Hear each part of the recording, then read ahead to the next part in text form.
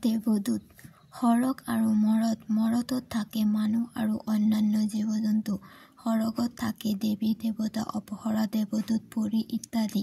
যেতিয়াই মৰতত কোনো সৰল শিশু ঢুকায়, তেতিয়াই সৰগৰ পৰা এজন দেৱদূত নামি আহে। সেই দেৱদূতে মৃত শিশুটিক সেই ঠাইবোৰলৈ লৈ যায়, যিবোৰ ঠাই শিশুটোৱে পূৰ্বতে ভাল পাইছিল। শিশুটিক লৈ উৰি ফুৰা অৱস্থাত দেৱদূতটোৱে সৃষ্টিকৰ্তাৰ বাবে মৰতৰ পৰা বেলেগ বেলেগ ধৰণৰ ধুনীয়া ফুলো ছিগি লয়। ইয়াৰ উদ্দেশ্য হ'ল যাতে ফুলবোৰ মৰততকৈ সৰগত বেছি ধুনীয়া হৈ ফুলি উঠে। পৰমপিতা পৰমেশ্বৰে সেই ফুলবোৰৰ পৰা আটাইতকৈ ধুনীয়া ফুলবোৰ বুকুৰ মাজত সাৱটি লৈ চুমা খায়। ইয়াৰ লগে লগে ফুলপাহিয়ে এটা সুমধুৰ কণ্ঠ লাভ কৰে। সেই কণ্ঠত আছে সমৰ্থনা জনোৱাৰ উদ্দেশ্য পৰিৱেশন কৰিবলগীয়া সমবেত সংগীতত অংশ ল'ব পৰা যাদুকৰী কণ্ঠস্বৰ। দেৱদূতটোৱে শিশুটিক উৰুৱাই নি থকা অৱস্থাত যিবোৰ কথা কৈছিল, সেই কথাবোৰ শিশুটোৱে সপোনত শুনা যেন অনুভৱ কৰিছিল। দেৱদূতটোৱে তেতিয়াই শিশুটোৱে যিবোৰ ঠাইত আগতে খেলা-ধূলা কৰিছিল, সেই ঠাইবোৰৰ ওচৰে পাজৰে লৈ গৈছিল।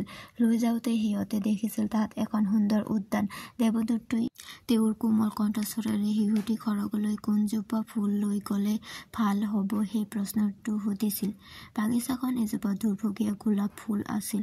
কাৰোবাৰ নিষ্ঠুৰ হাতৰ পৰশত গোলাপজোপা লেৰেলি গৈছে।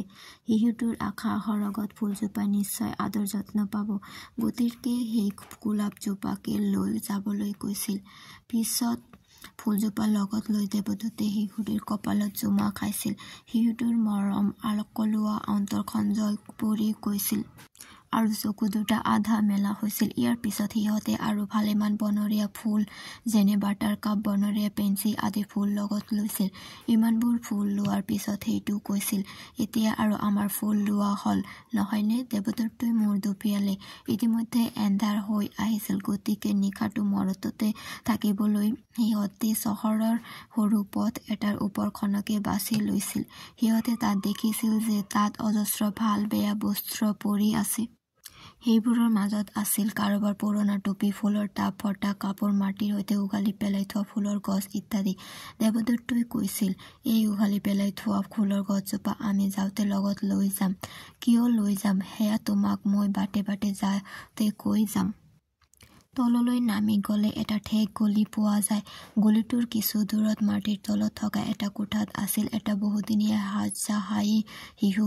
সি ৰোগীয়াৰ লগতে দুখীয়াও। যেতিয়া সি কিছু ভাল আছিল, তেতিয়া পেঙত ভৰ দি কোঠাটোত ঘূৰি ফুৰিছিল। গৰমৰ দিনত সি বহি থকা কোঠাটোত ৰ'দ পৰিছিল। তেতিয়া সি ৰ'দত বহি থকা তাৰ আঙুলিৰ পাপবোৰ লক্ষ্য কৰিছিল। তাত সি দেখিছিল সেই পাপবোৰ তেজ ৰঙা।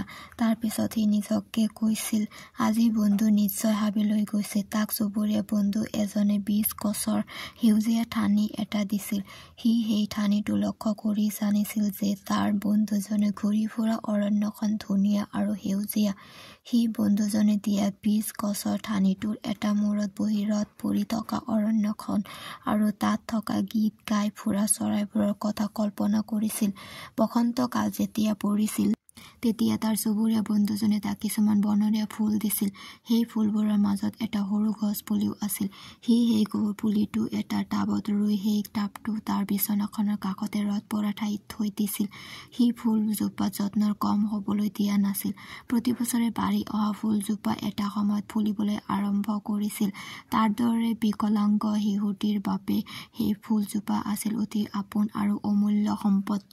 সি সেই ফুলজোপাত প্ৰতিদিনে পানী দিছিল আৰু যত্ন লৈছিল। তাৰ যত্নৰ প্ৰতি কৃতাৰ্থ হৈ ফুলজোপাই তাৰ সেই কোঠাটোক সুগন্ধৰে সুগন্ধি কৰি তুলিছিল। সি কেতিয়াবা সপোনতো সেই ফুলজোপা দেখিছিল। এটা সময়ত যেতিয়া তাৰ মৃত্যু ওচৰ চাপিল, তেতিয়া সি শেষবাৰলৈ ফুলজোপা চাইছিল। সি ঈশ্বৰৰ ওচৰত থাকিবৰ আজি এবছৰ পূৰ্ণ হ'ল। কোনেও যতন নোলোৱাত সেই ফুলজোপা এতিয়া শুকাই গ'ল। কোনোবাই টাবৰে সৈতে গছজোপা বাহিৰত দলিয়াই দিছে। আজি সি সেই দুৰ্ভগীয়া ফুলজোপাকে হাতত তুলি লৈছে। তাৰ মতে এই ফুলজোপা কোনোবা ৰাণীৰ উপহাৰতকৈও বেছি আনন্দদায়ক। পিছে তুমিনো এই আটাইবোৰ কথা কেনেকৈ জানিলা?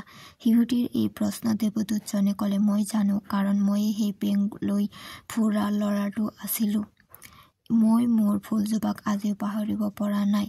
মৃত শিশুটি এবাৰ হাঁহি থকা দেৱদূতজনৰ মুখলৈ চাই পঠিয়ালে। ইতিমধ্যে সিহঁত আহি পৰম পিতাৰ ধামৰ ওচৰ পাইছিল। পৰম পিতাই সেই শিশুটিৰ পিঠিত মৰমেৰে স্পৰ্শ কৰিলে।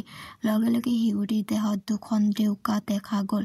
তাৰ পিছত দেউতাৰ হাতত ধৰি একেলগে উৰিলে। আনহাতে শুকাই মৰহি যোৱা ফুলপাহ চুই দিয়াৰ লগে লগে তাতো হোমধুৰ কণ্ঠ নিৰ্গত হল। শিশুৰৰ ওচৰত থকা সকলো দেৱদূত ওচৰ চাপি আহিল। পথত দলিয়াই দিয়া ফুলগছজোপাৰ প্ৰতি আবেদন জনোৱা কথাবোৰেই আছিল সেই গীতৰ কথা।